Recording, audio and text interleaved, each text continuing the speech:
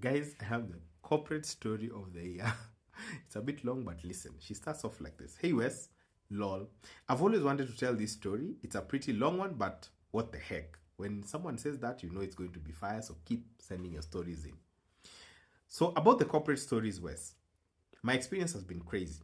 Let me just start with the fact that nilifutwa kazi at some company because of company shenanigans. So, the culture of this company is that when a new person is onboarded, in the next meeting that they have as a team or as a company, that new person introduce you to everyone.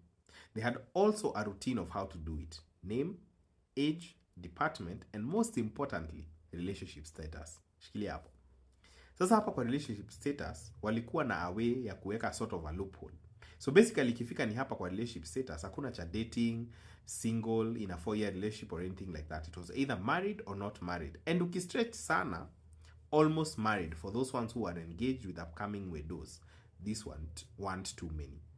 Everyone introduces themselves, and then when it gets to me, I state my name, my age, my department, and then I say I'm not married. Oh, I wish I hadn't said that. Because you could see some men's energy literally build up with excitement. Aki nilikuwa na feel kama sungura inatembea kwa parade ya mafisi. I've watched the movie Zootopia and I always see myself as the bunny hops. If you know the movie, you know.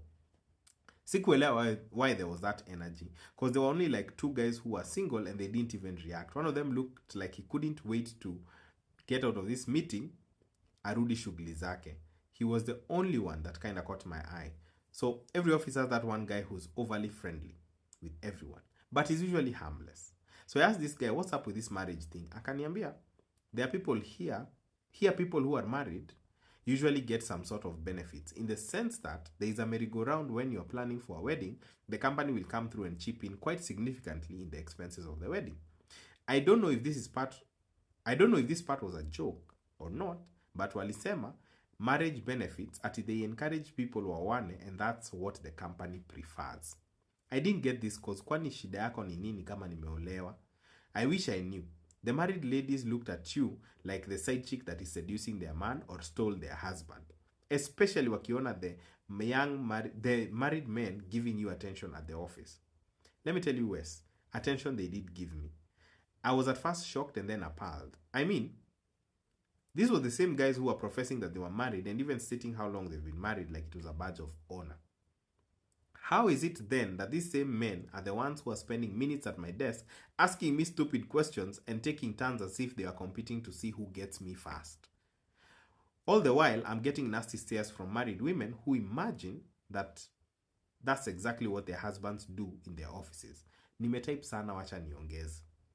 At first, I sort of sympathized with them because I could only imagine the picture they have of their husbands when they see other people's husbands act like this in their own presence. And you'd probably be thinking that they're acting like this because they're obviously doting wives who just happened to land on terrible men. Shock on you, in caps. These women had their own behaviors. But we'll get to them sai too. Let me first of all tell you about the minutes these guys would spend at my desk. They would be asking me questions like, so when are you getting married? Or are you getting married at all? Or, huyo mjinga wako ajui mali kama hii haifai kukaa soko sana, itafinywa na potential buyers. This used to irk me to the core. To them, me saying that I was not married, there was open season for them to hit on me. Not married means they can try as many times as possible. So one time the manager made a pass at me and mentioned that the leadership of the company is having a retreat the coming weekend and is looking for a +1 and asked me directly if I could be his +1. At this point, I had had enough. I just told him I have a boyfriend and I've been dating long enough. He asked me, uko na mtoto wake? I was shocked. I even forgot that I was a bit angry. I just didn't expect that response because I thought he'd stop or be discouraged. I answered, hapana sina mtoto. So he smiled in a very condescending way and said, bila mtoto ama kuolewa, sioni kitu inakufunga tusiende weekend retreat. Wes mi sijaishtuka hivyo. Yani umse alinireduce to just a child carrying vessel and an owned property, and bila hiyo, I was free for the taking. I just walked away in shock. And so began the journey of me getting fired. So here's the interesting part about this company. Kumbe all this while, team retreats and team buildings, as they are popularly known, are a chance for people to be wilding. Remember those judgmental office bitches? Pardon my French. Let me now tell you about them. So, by now I'm used to working at this place, and being hit on now seems like a nuisance at most. I had made friends with a nonchalant guy because he's the only one who seemed to have like a good head on his shoulders. So we get a memo that a particular weekend we will be traveling out of town for a weekend retreat. I just read the email and did not think much of it. Only for me to hear it from the women at lunch, mumeona memo. And they all agreed wameona, and they seemed so damn excited about it. They were out here giggling like little children.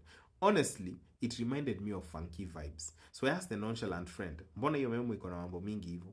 He just laughed and said, ebu ngoja ujione. So it's like a trend started. I started noticing duffel bags in the office, and these ladies would come with clothes and transfer them to the duffel bags. I asked my friend, what's up with that? And he said, unajua hawa wameolewa, hawezi toka na manguo zote pamoja, especially the contraband. Me, I'm here wondering why, because personally I already packed and told my boyfriend that on a certain weekend we are going to a certain place for this and this purpose. But I didn't air this thought. Fast forward to the retreat. Kumbe huko ndio usherati iko. It started with those over-sexualized games they like to host huko. I was so uncomfortable participating in some, like popping balloons with your crotch on someone. For married people, they were enjoying it a bit too much, especially with the need to grab or grope someone while doing it. But I did enjoy others, such as Kenya at 50, chess, and others. Out here, it's where it gets problematic at night. People have been booked rooms in twos. And in standard practice, that would be males sleep in a room with 2 beds, and likewise for the females. Tell me why I see people swapping rooms. Married people worse. Ati like me and Carol, not her real name, and John and Martin. And then in the middle of the night, I see Carol leave and John come to my room cause amepea Martin na Carol space. Space gani ya watu wawili wameoa? Then it hit me. These ladies and those dirty looks they were giving me in the office were more about me getting attention as the new chick in the office that they used to get when they were the new chicks in the office, and it was never about me not being married. It was always about me taking away attention. That aside, my manager on day 2 comes to me and says, leo utalala kwa room yangu, and I'm playing dumb. Kwa nini? He says, wacha kujifanya. I have a room to myself, and my bed is king size, so utakuja tu tukeshe. He wasn't kidding. He had timed me nikiwa solo to tell me that. And I just said sawa. Usiku ikafika na si alingoja. Nikaona ka message fulani around 11. You still coming?